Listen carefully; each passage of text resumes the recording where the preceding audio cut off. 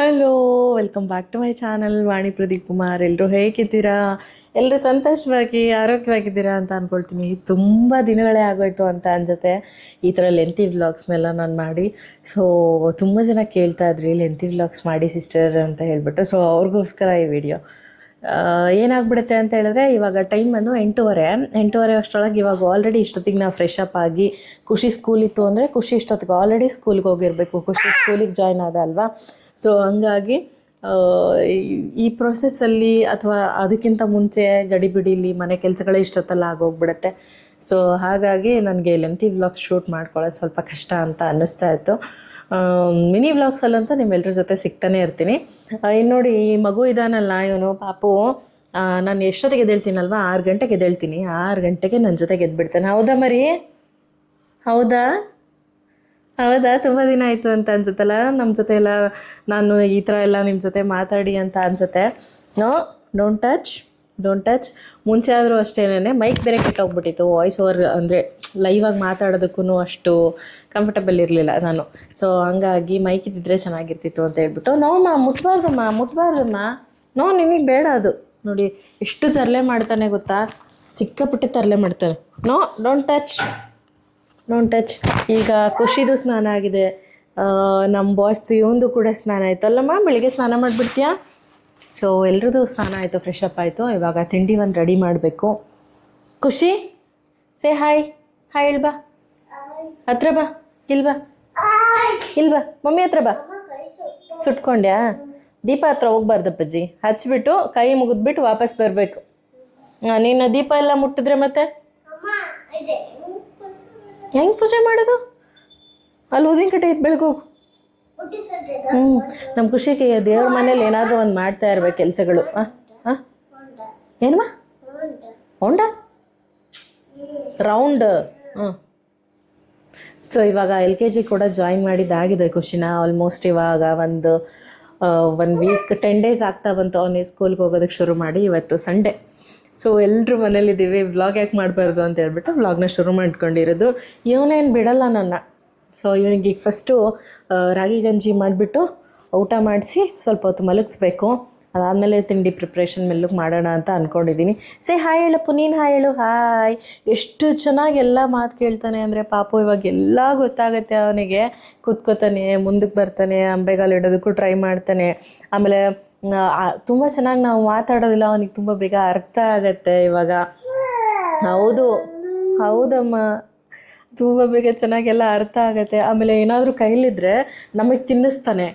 So ತಿನ್ನಿ ಅಂತ ಹೇಳ್ಬಿಟ್ಟು ನಮಗೂ ಕೂಡ ತಿನ್ಸೋ ಥರ. ಸೊ ಆ ಥರ ಎಲ್ಲ ಕಲ್ತ್ಬಿಟ್ಟಿದ್ದಾನೆ. ಮಾತಾಡೋದು, ನಗಾಡೋದು, ಜೋರು ಕೂಗೋದು, ನಿದ್ದೆ ಮಾಡದೇ ಇರೋದು, ಮಮ್ಮಿ ಕಾಟ ಕೊಡೋದು ಎಲ್ಲ ಮಾಡ್ತಾರಲ್ವ. ಹಾಂ, no, don't touch. No. So ಅವನಿಗೀಗ ಹಸಿವಾಗಿದೆ. ಮೊದಲು ರಾಗಿ ಗಂಜಿ ಮಾಡಿಬಿಟ್ಟು ತಿನ್ನಿಸ್ತೀನಿ. ಬಾಮ್ಮ ಮಾಡೋಣ. ಮಮ್ಮ ಬೇಕಾ? ಮಧ್ಯಾಹ್ನ ಟೈಮಲ್ಲಿ ಮಾತ್ರ ರೈಸ್ ಎಲ್ಲ ಮಾಡ್ತೀನಲ್ವ, ಆವಾಗ ರೈಸು, ಸಾಂಬಾರು ಅಂದರೆ ಖಾರ ಅಂದರೆ ಸಾಂಬಾರು ಪೌಡರು, ಖಾರದ ಪುಡಿ ಹಾಕ್ತೆ ಮೊದಲು ಬೇಯಿಸ್ಕೊಂಡಿರ್ತೀವಲ್ವ ಬೇಳೆ ತರಕಾರಿ ಎಲ್ಲ, ಅದನ್ನು ನಾನು ರೈಸ್ ಜೊತೆ ಅದು ಬೇಳೆನ ಮಿಕ್ಸ್ ಮಾಡಿಬಿಟ್ಟು ಊಟ ಮಾಡಿಸ್ತೀನಿ, ಮುದ್ದೆ ಊಟ ಮಾಡಿಸ್ತೀನಿ. No touch. ಇವಾಗ ಅವ್ನು ಬಿಡ್ತಾ ಇಲ್ಲ, ಫಸ್ಟ್ ಅವನಿಗೆ ಊಟ ಮಾಡಿಸ್ಬಿಡ್ತೀನಿ. ಇಲ್ಲೇ ಕುತ್ಕೋಬೇಕಾ ನೀವು? ನೋಡಿ, ಇಲ್ಲಿ ಕುತ್ಕೊಂಡ್ಬಿಡ್ತಾನೆ. ನಾನು ಇಲ್ಲಿ ಕೂರಿಸ್ಬಿಡ್ತೀನಿ ನಾನು ಇವನ್ನ. ಸರಿ ಕುತ್ಕೊಮ್ಮ. ಕುತ್ಕೊ. ನೋ, ಏನೇನಾದರೂ ಎಳಿಬಾರ್ದು. ಮಮ್ಮಿ ನೋಡಿಲಿ. ಚಿನ್ನ ಬಂಗಾರಿ ಅಣ್ಣ ಇದ್ದಾನೆ ನೋಡಲ್ಲಿ, ಕಿತಾಪತಿ ಅಣ್ಣ ಇದ್ದಾನೆ, ಚಿನ್ನು ಬಂಗಾರಿ ಅಂತೆ. ಇಲ್ಲಿ ನೋಡಿಲ್ಲಮ್ಮ ಎಷ್ಟು ಆಯಪ್ಪ. ಖುಷಿ, ನಿನ್ನ ಸ್ಕೂಲ್ ಹೆಂಗಿದೆ ಅಮ್ಮ? ಸೂಪರ್ ಆಗೈತಾ? ಏನು ಹೇಳ್ಕೊಟ್ರು ನಿನ್ನ ಸ್ಕೂಲಲ್ಲಿ? ವ್ಲಾಗು. ಹಲೋ ಗೈಸ್ ಹೇಳು. ನೀನು ಹೇಳ್ತೀಯಲ್ಲ, ಹಲೋ ಗೈಸ್ ಹೇಳು. Hello guys, welcome back to mummy channel. ಸರಿ ಹೇಳು. Welcome back to mummy channel.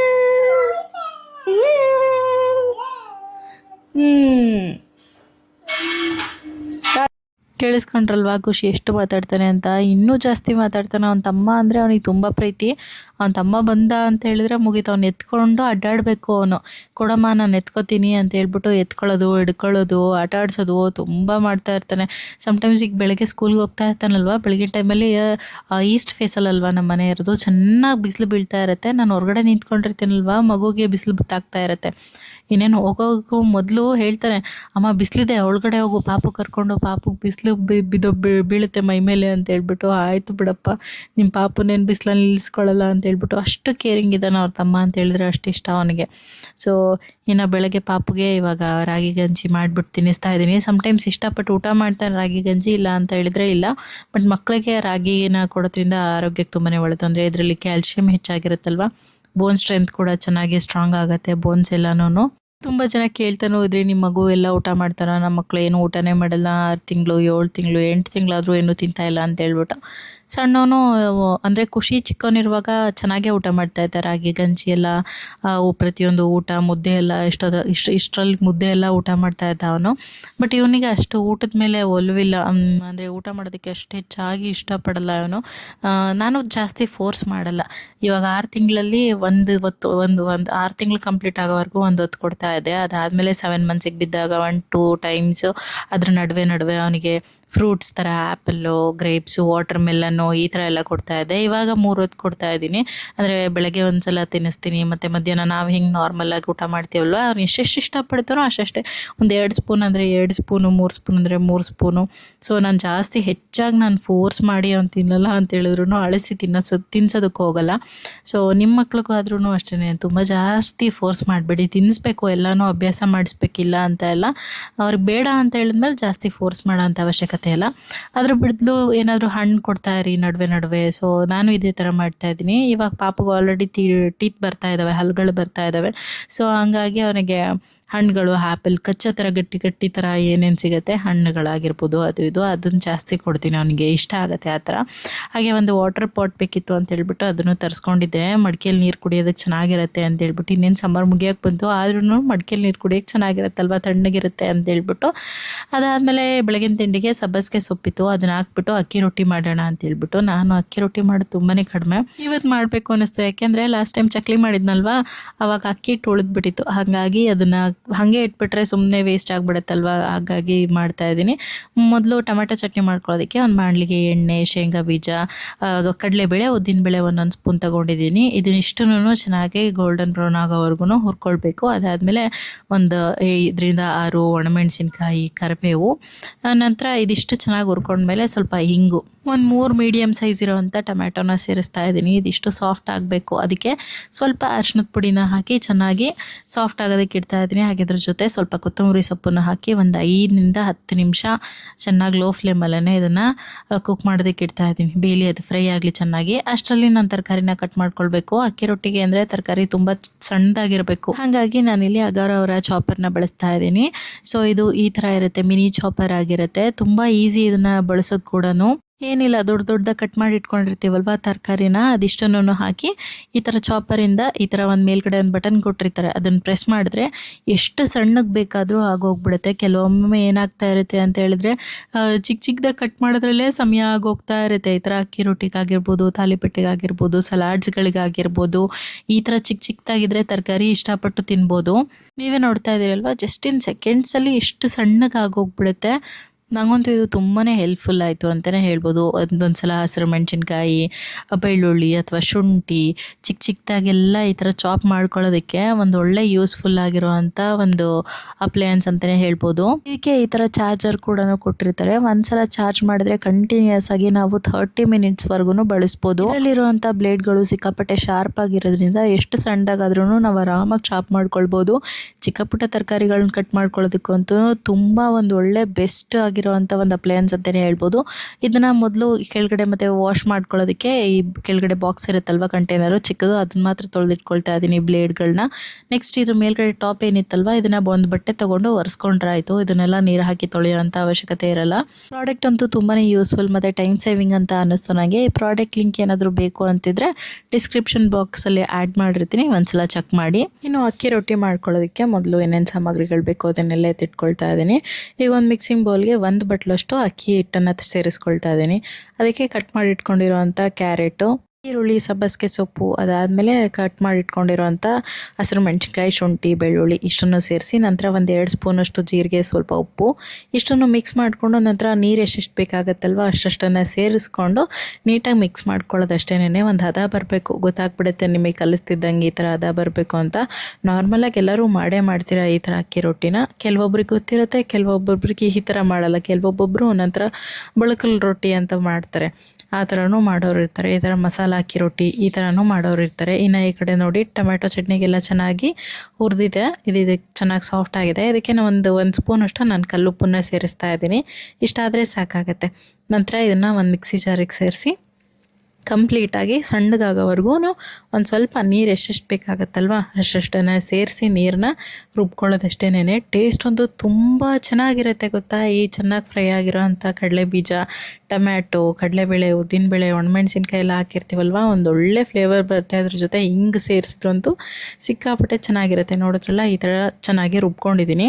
ನಾನು ಇದನ್ನು ಒಂದು ಬೇರೆ ಕಂಟೈನರ್ಗೆ ಎತ್ತಿಟ್ಕೊಳ್ತಾ ಇದ್ದೀನಿ. ಇಷ್ಟೇನೆ, ತುಂಬ ಸಿಂಪಲ್. ಇದಕ್ಕೊಂದು ಒಳ್ಳೆ ಒಗ್ಗರಣೆ ಕೊಟ್ಬಿಟ್ರಂತೂ ಟೇಸ್ಟ್ ತುಂಬ ಚೆನ್ನಾಗಿರುತ್ತೆ. ಇದಕ್ಕೆ ನಾನು ಸಿಂಪಲ್ಲಾಗಿ ಕರಿಬೇವು, ಸಾಸಿವೆ ಹಾಗೆ ಸ್ವಲ್ಪ ಉದ್ದಿನಬೇಳೆನ ಹಾಕಿಬಿಟ್ಟು ಒಣಮೆಣ್ಸಿನ್ಕಾಯಿ ಹಾಕಿ ಒಗ್ಗರಣೆ ಕೊಡ್ತಾ ಇದ್ದೀನಿ. ಈ ಚಟ್ನಿ ಅಂತೂ ಮಸ್ಟಾಗಿ ಒಂದ್ಸಲ ಟ್ರೈ ಮಾಡಿ. ತಾಲಿಪಟ್ಟು ಜೊತೆಗಾಗಿರ್ಬೋದು, ದೋಸೆ, ಇಡ್ಲಿ, ಅಕ್ಕಿ ರೊಟ್ಟಿ, ಈ ಥರ ಎಲ್ಲ ಚಟ್ನಿಗೂ, ಎಲ್ಲ ಥರ ರೆಸಿಪೀಸ್ಗಳಿಗೂ ಈ ಚಟ್ನಿ ತುಂಬ ಚೆನ್ನಾಗಿ ಒಳ್ಳೆ ಕಾಂಬಿನೇಷನ್ ಆಗುತ್ತೆ. ಇನ್ನು ಅಕ್ಕಿ ರೊಟ್ಟಿ ತಟ್ಕೊಳ್ಳೋದಕ್ಕೆ ನಾನಿಲ್ಲಿ ಸ್ವಲ್ಪ ಬಟರ್ ಪೇಪರ್ನ ತಗೊಳ್ತಾ ಇದ್ದೀನಿ. ಸುಮಾರು ಚೆನ್ನಾಗಿ ಬಟರ್ ಪೇಪರ್ ಲಿಂಕ್ ಕೊಡಿ ಅಂತ ಕೇಳ್ತಾನೆ ಇರ್ತೀರಪ್ಪ. ಎಲ್ಲ ಆನ್ಲೈನ್ ವೆಬ್ ಸ್ಟೋರ್ಸಲ್ಲೂ ಸಿಗುತ್ತೆ ಇದೆಲ್ಲನೂ. ಆದರೂ ನಾನು ಟ್ಯಾಗ್ ಮಾಡಿರ್ತೀನಿ, ಬೇಕು ಅನ್ನೋರು ಒಂದ್ಸಲ ಚೆಕ್ಔಟ್ ಮಾಡಿ. ಇನ್ನು ಏನಿಲ್ಲ, ಅಕ್ಕಿ ರೊಟ್ಟಿ ಹಿಟ್ಟು ಚೆನ್ನಾಗಿ ರೆಡಿಯಾಗಿದೆ ಅಲ್ವಾ. ನಾನು ಕೆಳಗಡೆ ನೀರನ್ನು ಹಚ್ತಾ ಇದ್ದೀನಿ. ಕೆಲವೊಬ್ಬೊಬ್ಬರು ಎಣ್ಣೆನೂ ಹಚ್ಬೋದು, ಬಟ್ ಎಣ್ಣೆ ಅಷ್ಟೊಂದು ಹೆಚ್ಚಾಗಿ ಅವಶ್ಯಕತೆ ಇರಲ್ಲ. ಅಕ್ಕಿ ರೊಟ್ಟಿ ಅಲ್ವಾ, ನಡೆಯುತ್ತೆ. ಸ್ವಲ್ಪ ನೀರು ಹಾಕ್ಬಿಟ್ಟೆ ಮೇಲ್ಗಡೆ ಎಷ್ಟು ಸಣ್ಣಗೆ ಬೇಕೋ ಅಷ್ಟು ಸಣ್ಣಗೆ ಬೇಕಾದ್ರೂ ಈ ಥರ ತಟ್ಬಿಟ್ಟು ಕಾದಿರೋ ಹಂಚಿನ ಮೇಲೆ ಸ್ವಲ್ಪ ಎಣ್ಣೆನ ಸ್ಪ್ರೆಡ್ ಮಾಡ್ಕೊಳ್ತಾ ಇದ್ದೀನಿ. ಮೊದಲನೇ ಇದನ್ನ ಹಾಕ್ತಾ ಇದ್ದೀನಲ್ವ ಅಕ್ಕಿ ರೊಟ್ಟಿ, ಸೊ ಹಾಗಾಗಿ ಹಿಡಿದೇ ಇರಲಿ ಅಂತೇಳ್ಬಿಟ್ಟು ಮೊದಲು ಅಕ್ಕಿ ರೊಟ್ಟಿನ ಈ ಥರ ಮೇಲೆ ಹಾಕ್ಬಿಟ್ಟು ಬಟರ್ ಪೇಪರ್ ಜೊತೆಗೆ ಸೇರಿಸಿನೇ ನಂತರ ಸ್ವಲ್ಪ ಹೊತ್ತುಬಿಟ್ಟು ಈ ಥರ ಎತ್ಕೊಂಡ್ರೆ ಮುಗೀತು. ಎಷ್ಟು ಸುಲಭವಾಗಿ ಬಿಟ್ಕೊಳ್ತಾ ಇದೆ ಅಲ್ವಾ.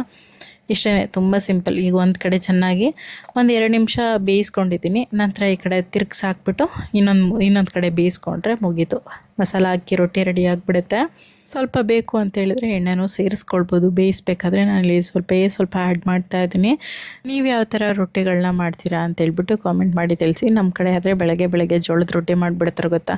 ಜೋಳದ ರೊಟ್ಟಿ, ಹಸಿರು ಮೆಣಸಿನ್ಕಾಯಿ ಚಟ್ನಿ, ಆಮೇಲೆ ಬದನೆಕಾಯಿ ಪಲ್ಯ, ಹೀರೆಕಾಯಿ ಪಲ್ಯ, ಸೊ ಜವಳಿಕಾಯಿ ಪಲ್ಯ. ನಮ್ಮ ಕಡೆಗೆಲ್ಲ ಇದೇ ಜಾಸ್ತಿ ಇರುತ್ತೆ. ಸೊ ನನ್ನ ಹಸ್ಬೆಂಡ್ ಬೆಳಗ್ಗೆ ರೊಟ್ಟಿ ತಿನ್ನಲ್ಲ. ಸೊ ಅವ್ರಿಗೋಸ್ಕರ ಡಿಫ್ರೆಂಟ್ ತಿಂಡಿಗಳಂತೂ ನಾನು ಟ್ರೈ ಮಾಡ್ತೀನಿ. ಇದನ್ನು ರೊಟ್ಟಿ ಗಿಟ್ಟಿ ಅಂದರೆ ಎಲ್ಲ ಅಷ್ಟು ಹೆಚ್ಚಾಗಿ ಇಷ್ಟಪಡಲ್ಲ. ಅವ್ರಿಗೇನೋ ಬೆಳಗಿನ ತಿಂಡಿಗೆ ಈ ಥರ ಎಲ್ಲ ಇಷ್ಟ ಆಗಲ್ಲ ಅಂತ ಅಂತಾರೆ. ಸೊ ಹಂಗಾಗಿ ಸಿಂಪಲ್ ಆಗಿರೋಂಥ ರೆಸಿಪೀಸ್ನ ಮಾಡ್ತೀನಿ. ಇನ್ನು ಮಧ್ಯಾಹ್ನಕ್ಕೆ ನಾನು ಏನು ಮಾಡಿದ್ರು ಮತ್ತು ಸಂಜೆಗೆ ನಾನು ಏನು ಮಾಡಿದ್ರು ಊಟ ಮಾಡ್ತಾರೆ, ನೋ ಪ್ರಾಬ್ಲಮ್. ಇವತ್ತು ಸ್ವಲ್ಪ ಲೇಟ್ ಆಯಿತು, ಅಂದರೆ ಅವರು ಫ್ಯಾಕ್ಟ್ರಿಗೆ ಹೋಗ್ಬಿಟ್ಟು ಬರ್ತೀನಿ ಏನೋ ಅನ್ಲೋಡಿಗೆ ಬಂದಿತ್ತಂತೆ. ಅದಾದಮೇಲೆ ಖುಷಿನೂ ಕರ್ಕೊಂಡೋಗಿದ್ರು. ಅವ್ರು ಬಂದಿದ್ದೆ 10:30 ಆಗಿತ್ತು. ಅವ್ರು ಬರೋ ಅಷ್ಟರಲ್ಲಿ ಅವ್ರು ಬಂದಿದ್ದೇನೆ ತಿಂಡಿ ತಿಂತಾ ಇದ್ದಾರೆ. ನಾನು ಮಗುನೆಲ್ಲ ಮಲಗಿಸ್ಬಿಟ್ಟು ನಾನು ಎಲ್ಲ ತಿಂಡಿನ ತಿಂದು ಮುಗಿಸ್ಕೊಂಡೆ. ಖುಷಿಗೆ ಕಬ್ಬಿನಲ್ಲಿ ಕೊಡಿಸ್ಕೊಂಡು ಬಂದಿದ್ರಂತೆ. ಅವನು ತಿಂಡಿ ತಿನ್ನಪ್ಪ ಅಂತ ಹೇಳಿದ್ರೆ ಇಲ್ಲ ನನಗೆ ಬೇಡ ತಿಂಡಿ ಅಂತ ಹೇಳ್ತಾ ಇದ್ದ. ಇವಾಗಿನ್ನೂ ತಿಂಡಿ ಎಲ್ಲ ಮುಗಿಸಿ ಕೂತಿದ್ದಾಯ್ತು. ಖುಷಿಗೆ ತಾಲಿಪಟ್ಟು ಬೇಡವಂತೆ ಅವ್ರ ಪಪ್ಪ ಮಾಡಿಕೊಡು ಅಂತ ಅವಲಕ್ಕಿ ಬೇಕಂತೆ. ಸೊ ಹಂಗಾಗಿ ಅವಲಕ್ಕಿ ಮಾಡಿಸ್ಕೊತಾ ಇದ್ದಾನೆ. ಖುಷಿ ಹುಷಾರಮ್ಮ, ಎಷ್ಟು ತರಲೆ ಇದ್ದಾನೆ ಅಂದರೆ ನಮ್ಮ ಖುಷಿ. ಸೊ ಇವಾಗ ಪ್ರಿಪ್ರೇಷನಲ್ಲಿದ್ದಾರೆ. ಅವಲಕ್ಕಿ ಮಾಡಪಪ್ಪ ಅಂತ ಹೇಳ್ದ, ಅವಲಕ್ಕಿ ಮಾಡ್ತಾ ಇದ್ದಾರೆ. ಖುಷಿಗೆ ಏನು ಗೊತ್ತಾ, ಅವ್ರ ಪಪ್ಪ ಮಾಡೋ ಅಡುಗೆ ಅಂದರೆ ತುಂಬ ಇಷ್ಟ ಆಗುತ್ತೆ. ಅವ್ರು ಹೆಂಗಾದರೂ ಮಾಡಲಿ, ಯೂಶ್ವಲಿ ಅವ್ರು ತುಂಬ ಚೆನ್ನಾಗಿ ಮಾಡ್ತಾರೆ ಅಡುಗೆ ಪ್ರತಿಯೊಂದೂ. ನಾನೇನು ಮಾಡ್ತೀನಲ್ವ, ನನಗಿಂತ ತುಂಬ ರುಚಿಯಾಗಿ ಮಾಡ್ತಾರೆ. ಯಾವುದಾದ್ರೂ ಪಲ್ಯ ಮಾಡೋದಾಗಿರ್ಬೋದು, ಗ್ರೇವಿಗಳು, ಅಥವಾ ಈ ಥರ ಚಿತ್ರಾನ್ನ, ಅವಲಕ್ಕಿ, ಬಜ್ಜಿ, ಈ ಥರ ಎಲ್ಲ ತುಂಬ ಚೆನ್ನಾಗಿ ಮಾಡ್ತಾರೆ, ರುಚಿಯಾಗಿ ಮಾಡ್ತಾರೆ. ನನಗೂ ಕೂಡ ತುಂಬ ಇಷ್ಟ ಆಗುತ್ತೆ. ಕೆಲವೊಮ್ಮೆ ಯಾವಾಗಲಾದರೂ ಈ ಥರ ಮಾಡಿದ್ರೂ ಕೂಡ ಏನೋ ಒಂದು ಶೇಂಗಾ ಬೀಜ ಏನಾದರೂ ಸೇರಿಸ್ಬಿಟ್ಟಿರ್ತಾರೆ ಕೆಲವೊಮ್ಮೆ, ಯಾವಾಗಲೂ ಅಪರೂಪಕ್ಕೆ ಒಂದೊಂದು ಸತಿ. ಸೊ ಅವಾಗ ಏನು ಅವಾಗಲಾದ್ರೂ ಸರಿ ಚೆನ್ನಾಗಿಲ್ಲ ಅಂತ ಬಿಡಬೇಕಲ್ವ, ಖುಷಿ ಇಲ್ಲ ಅವ್ರು ಏನು ಮಾಡಿದ್ರೂ ಇಷ್ಟಪಟ್ಟು ತಿಂತಾನೆ. ಸೊ ಇವರಾದ್ರೂ ಅಷ್ಟೇ, ಒಂದು ಸಲ ಖುಷಿ ಕೇಳಿದರೆ ಮುಗೀತು. ನಾನೇನಾದರೂ ಕೆಲವೊಮ್ಮೆ ನನಗೇನಾದರೂ ಈ ಥರ ಹೆಲ್ಪ್ ಮಾಡಿಕೊಡಿ ಅಂತ ಹೇಳಿದ್ರೆ, ತರಕಾರಿ ಕಟ್ ಮಾಡಿಕೊಡು ಅದಾಗಿರ್ಬೋದು, ಈ ಥರ ಎಲ್ಲ ಮಾಡ್ತಾರೆ ಕೆಲವೊಮ್ಮೆ ಇಲ್ಲ ಅಂದರೆ ಇಲ್ಲಮ್ಮ ನನ್ನ ಕೈಯಲ್ಲಿ ಆಗಲ್ಲ, ನನಗೆ ತುಂಬ ಬ್ಯುಸಿ ಇರ್ತಾರೆ ಆವಾಗ. ಸೊ ಅವಾಗ ಆಗಲ್ಲಮ್ಮ ಅಂದರೆ ಆಗಲ್ಲ ಅಂತ ಹೇಳ್ಬಿಟ್ಟು ಬಿಟ್ಬಿಡ್ತಾರೆ. ಅದೇ ಖುಷಿ ಏನಾದರೂ ಕೇಳ್ದ ಅಂತ ಹೇಳಿದ್ರೆ ಮುಗೀತು, ಅವ್ನು ಕೇಳಿದ ತಕ್ಷಣವೇ ಹೋಗಿ ಅಡುಗೆ ಮನೇಲಿ ನಿಂತ್ಕೊಂಡು ಬಿಡ್ತಾರೆ. ಅವ್ನು ಏನು ಕೇಳ್ತಾನೋ ಆ ತಿಂಡಿ ಬೇಕಾ ಇದು ಬೇಕಾ ನಿನ್ನೆ ಪಕ್ಕದ ಮನೆ ಅನುಷಕ್ಕ ಅವರು ಹೊರಗಡೆ ಹೋಗಿದ್ರು. ಸೊ ಅವರು ಈ ಥರ ನೇರಳೆ ಹಣ್ಣು ತೊಗೊಂಡು ಬಂದಿದ್ದು, ತುಂಬ ದಿನಾನೇ ಆಗೋಗ್ಬಿಟ್ಟಿತ್ತು.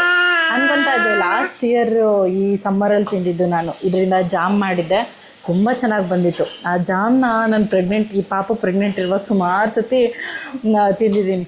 ತುಂಬ ಒಂಥರ ಟೇಸ್ಟಿಯಾಗಿ ತುಂಬ ಚೆನ್ನಾಗಿರ್ತಾಯಿತ್ತು. ಕೆಲವೊಂದಿಷ್ಟು ಜನ ಹೇಳಿದ್ರಿ ಈ ಥರ ಜಾಮ್ ತಿನ್ನಬೇಡಿ, ಮಗು ಏನೋ ಆಗುತ್ತೆ ಅಂತ ಹೇಳಿದ್ರಲ್ಲ ರೀ, ಇದ್ರ ಜಾಮ್ ತಿನ್ನಬೇಡ್ರಿ ಅಂತ ಹೇಳಿದ್ರಲ್ಲ, ಏನಕ್ಕೆ ಹೇಳ್ರಿ? ಹಾಂ, ಗೊತ್ತಿಲ್ಲ ಅವ್ರಿಗೂ, ನನಗೂ ಮರ್ತೋಗ್ಬಿಟ್ಟಿದೆ. ತಿನ್ನಬೇಡಿ, ಇದ್ರ ಜಾಮ್ ತಿನ್ನಬೇಡಿ ಅಂತ ಹೇಳಿದ್ರು ಪ್ರೆಗ್ನೆಂಟ್ ಇರುವಾಗ, ಮರ್ತೋಗಿದೆ. ತಿಂತೀಯಮ್ಮ, ಇವನಿಗೇನು ಕೊಡೋಂಗೆ ಇಲ್ಲ, ಸೀದಾ ಗಂಟ್ಲಲ್ಲಿ ಹಾಕೊಂಡ್ಬಿಡ್ತಾನೆ ಅಲ್ಲಮ್ಮ.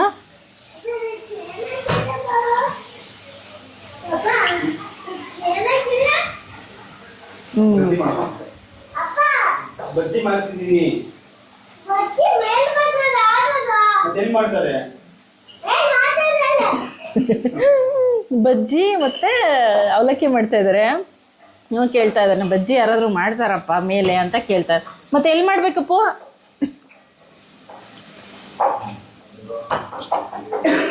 ಹೇಳು.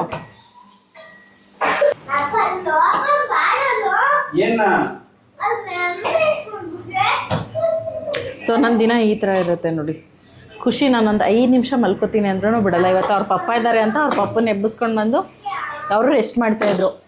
ಅವ್ನು ಕರ್ಕೊಂಡು ಬಂದು ನನಗೆ ಇದು ಮಾಡಿಕೊಡ್ಬಾ ಅಂತ ಹೇಳ್ಬಿಟ್ಟು ಮಾಡಿಸ್ಕೊತಾ ಇದ್ದಾರೆ. ನಾನಿದ್ರು ಅಷ್ಟೇ, ಬೆಳಗ್ಗೆ ತಿಂಡಿ ತಿನ್ನೋ ಅಂದರೆ ಸ್ಕೂಲಿಗೆ ತಿಂಡಿ ತಿಂದು ಹೋಗಲ್ಲ ಕರೆಕ್ಟಾಗಿ. ಬಂದ ಮೇಲೆ ಅವ್ನಿಗೆ ಮಾಡಿಕೊಡೋಕ್ಕಾಗಲ್ಲ, ಅಷ್ಟು ಥರ ವೆರೈಟಿ ಕೇಳ್ತಾರೆ. ಅದು ಮನೆಯಲ್ಲಿ ಏನು ಮಾಡಿರ್ತೀನಲ್ವ ಅದು ಬೇಡ ಅವನಿಗೆ, ಮಾಡಿಲ್ಲ ಏನು ಆ ಥರದ್ದು ಕೇಳ್ತಾನೆ, ನನಗೆ ಇದನ್ನು ಮಾಡಿಕೊಡಮ್ಮ ಅಂತ ಹೇಳ್ಬಿಟ್ಟು. ಆಮೇಲೆ ಕೊಂಬಂತಮ್ಮ, ಕಮ್ಮು ಕಚ್ಚಿ ಮಾಡು ಹಲ್ಲು ಬರ್ತಾ ಇದೆ, 2 ಹಲ್ಲು ಬಂದಿದೆ ಕೆಳಗಡೆ. ಫುಲ್ ಒಂಥರ ಇಲ್ಲಿ ಅಟ್ಗೆತೆ ಫುಲ್, ಅಷ್ಟು ಚೆನ್ನಾಗಿ ಹಲ್ಲು ಬಂದಿದೆ. ಪಾಪುಗೆ ಹಲ್ಲು ಬರೋದಕ್ಕೆ ಶುರು ಆಗಿದೆ ಅಲ್ವಾ. ನೋಡಿ, ಅವನು ಏನು ಕೊಟ್ಟರು ಎಲ್ಲದಕ್ಕೂ ಅಂತಿರ್ತಾನೆ, ಏನು ಸಿಕ್ಕರೂ ಬಾಯಲ್ಲಿ ಇಟ್ಕೋತಾನೆ. ಏನೋ ಈ ಕಡೆ ನನ್ನ ಹಸ್ಬೆಂಡ್ ನೋಡಿ ಯಾವುದೋ ಹಳೇ ಬಾಣಲಿ ತೊಗೊಂಡ್ಬಿಟ್ಟಿದ್ದಾರೆ. ಅದು ಯಾವುದೋ ಹಳೇದಿತ್ತು, ನಾನು ಅದನ್ನ ಹೆಚ್ಚಾಗಿ ಏನು ಯೂಸ್ ಮಾಡಲ್ಲ. ಏನಾದರೂ ಪ್ರಯೋಗಗಳು ಮಾಡ್ತೀನಿ ಅನ್ನುವಾಗ ಹೊಸದಾಗಿ ಏನಾದರೂ ರೆಸಿಪೀಸ್ಗಳು ಅಥವಾ ಏನಾದರೂ ನಮ್ಮನೇಲಿ ಈ ಥರ ಓವನ್ ಹತ್ರ ಇಲ್ವಲ್ಲ, ಸೊ ಅವಾಗ ಕೆಳಗಡೆ ಉಪ್ಪು ಹಾಕ್ಬಿಟ್ಟು ಏನಾದರೂ ಬೇಕ್ ಥರ ಮಾಡೋ ಥರ ಏನಾದರೂ ಮಾಡೋದಿದ್ರೆ ಅದನ್ನು ಬಳಸ್ತೀನಿ. ಬಟ್ ಇದರಲ್ಲಿ ಈ ಥರ ಬಜ್ಜಿ ಬೋಂಡ ತುಂಬ ಚೆನ್ನಾಗಿ ಬರುತ್ತೆ. ಸೊ ಹಾಗಾಗಿ ನನ್ನ ಹಸ್ಬೆಂಡ್ ಅದೇ ಬಾಣಲಿ ಇಟ್ಕೊಂಡ್ಬಿಟ್ಟಿದ್ದಾರೆ. ಆಲ್ಮೋಸ್ಟ್ ಬಜ್ಜಿ ಕೂಡ ರೆಡಿ ಆಯಿತು. ಇನ್ನು ಈ ಕಡೆ ಅವಲಕ್ಕಿ ಕಲಿಸ್ತಾ ಇದ್ದಾರೆ. ಖುಷಿ ಆಲ್ರೆಡಿ ತಟ್ಟೆ ಹಿಡ್ಕೊಂಡು ನಿಂತ್ಕೊಂಡ್ಬಿಟ್ಟಿದ್ದಾನೆ. ಹಪ್ಪ ತಿಂಡಿ ಹಾಕಪ್ಪ ಅಂತ ಹೇಳ್ಬಿಟ್ಟು. ನೋಡಿ, ಒಂದು ತಿಂಡಿ ರೆಡಿ ಮಾಡೋದಕ್ಕೆ ಕಂಪ್ಲೀಟ್ ಕ್ವಾಂಟಿಟಿ ಆಫ್ ಏನೈತೆ ಎಲ್ಲ ಒಂದೊಂದು ಕಡೆ ಎಲ್ಲ ಇಟ್ಟಿದ್ದಾರೆ. ನನಗೆ ಹೇಳ್ತಾರೆ, ನೀನೆಲ್ಲ ಹರಡ್ಕೋತೀಯ ಕಣೆ ಅಂತ ಹೇಳ್ಬಿಟ್ಟು. ಇವ್ರೇನು ಮಾಡಿದ್ದಾರೆ ನೋಡಿ, ಇವರು ಕೂಡ ಎಲ್ಲ ಕಡೆನೂ ಹರಡ್ಕೊಂಡಿದ್ದಾರೆ. ನಾನಾದರೆ ಕೆಲವೊಮ್ಮೆ ಒಂದೊಂದು ಕಡೆ ಮಗುನ ಎತ್ಕೊಂಡು ಒಂದೊಂದು ಕಡೆ ಕೆಲಸ ಮಾಡ್ತಾ ಇರ್ತೀನಿ. ಸೊ ಇವರು 2 ಕೈ ಕೆಲಸ ಮಾಡಿದ್ರು ಹಿಂಗೆ ಮಾಡ್ತಾರಲ್ವ. ಏನೋ ನೋಡಿ, ಖುಷಿ ಅಷ್ಟನ್ನು ಹಾಕ್ಸ್ಕೊಂಬಂದಿದ್ದಾನೆ, ನಾನು ಇಷ್ಟನ್ನು ತಿಂತೀನಿ ಅಂತ ಹೇಳ್ಬಿಟ್ಟು. ವಿಡಿಯೋ ಆನ್ ಮಾಡಿದ್ರೆ ಸಾಕು, ಎದ್ದು ಓಡೋಗ್ಬಿಡ್ತಾನೆ. ಯಾವಾಗಲೂ ಅಷ್ಟೇ ಇದೇ ಥರ ಮಾಡ್ತಾನೆ. ನಾನು ಹೇಳ್ತಾ ಇದ್ದೆ, ಚೆನ್ನಾಗೈತಾ ಇಲ್ವಾ ಹೇಳಪ್ಪು ಅಂತ ಹೇಳ್ಬಿಟ್ಟು. ಚೆನ್ನಾಗೈತಮ್ಮ ಅಂತ ಹೇಳ್ತಾ ಇದ್ದ. ನನಗೆ ತುಂಬ ಹಸುವಾಗಿದೆ. ಸೊ ಈ ಥರ ಇತ್ತು ಇವತ್ತಿನ ವ್ಲಾಗು. ಐ ಹೋಪ್ ಈ ವ್ಲಾಗ್ ನಿಮಗೆ ತುಂಬ ಇಷ್ಟ ಆಗಿದೆ ಅಂತ ಅಂದ್ಕೊಳ್ತೀನಿ. ಇಷ್ಟ ಆದರೆ ಒಂದು ಲೈಕ್ ಮಾಡೋದನ್ನ ಮರಿಬೇಡಿ. ಹಾಗೆ ಈ ವ್ಲಾಗ್ ಹೆಂಗೆ ಅನ್ನಿಸ್ತು ಅಂತ ಹೇಳ್ಬಿಟ್ಟು ಕಾಮೆಂಟ್ ಮಾಡಿ ತಿಳಿಸಿ. ಹಾಗೆ ಮತ್ತೊಂದು ಬ್ಯೂಟಿಫುಲ್ ವ್ಲಾಗ್ ಜೊತೆ ಮತ್ತೆ ಸಿಗ್ತೀನಿ. ಅಲ್ಲಿವರೆಗೂ ಟೇಕ್ ಕೇರ್, ಪಾಪ, ಎಷ್ಟ್ ಕ್ಯೂ ಗೈಸ್.